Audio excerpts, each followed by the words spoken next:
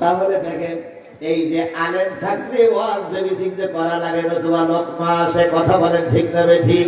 সুতরাং আমি আলোচনা করতে বসেছি বলে বড় হুজুর হয়ে যায়নি। আমি সূরা মুদ্দাসসিরের 5টা আয়াতের আলোচনা করব। যদি আমার আলোচনার ভিতরে কোন রকম ভুল ভ্রান্তি পান, আলেমরা লোকমা দেবেন। যদি আলেমরা সংশোধনী না দেয়, কিয়ামতের দিন আল্লাহ আলেমদের ধরে ফেলবে। তবে আমার দাবি ফরিদপুরের মানুষের কাছে, যারা আলেম তারাই লোকমা দেবেন, যারা জানেন না তারা লোকমা দিতে আসবেন না। কিছু কিছু লোক দেখবেন আপনার পাশের থেকে উঠবে, ভাই কোথায় যাচ্ছেন? ভাই এটা কি ওয়াজ হলো? এ ওয়াজ হচ্ছে না, এ শুধু এই সেই হচ্ছে। তখন জনগণ বলবে, তাহলে এক কাজ করেন, আপনি যদি এত বোঝেন তো আপনি যে ওয়াজ করেন। তখন লোক কি বলবে জানেন? হুজুর যে কোরআন শরীফ পড়তেছে ওকে আমি পড়তেই পারি,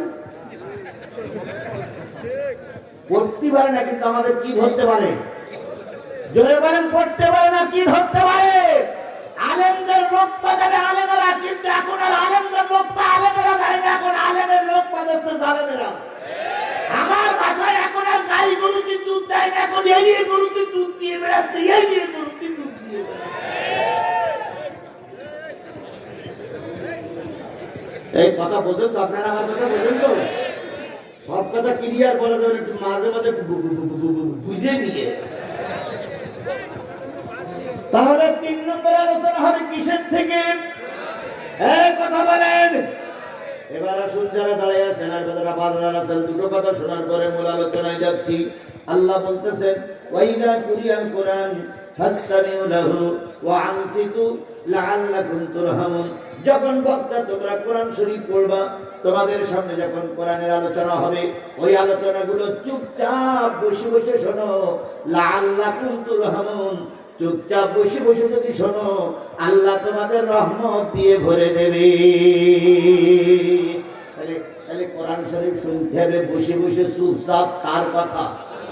আল্লাহর কথা মেনে চলা সুন্নত, ওয়াজিব, মুস্তাহাব না নফল? এই কথা বলেন, সুন্নত, ওয়াজিব, মুস্তাহাব না নফল? আল্লাহ বললেন কোরআনের আলোচনা চুপচাপ বসে বসে শোনো।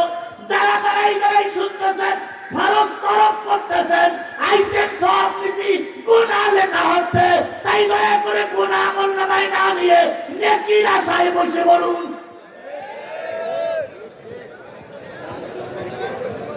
এরপরেও যদি না বসে, তাহলে বুঝতে হবে রসুল যে ওয়াজ করতেন ওরা বসতো না।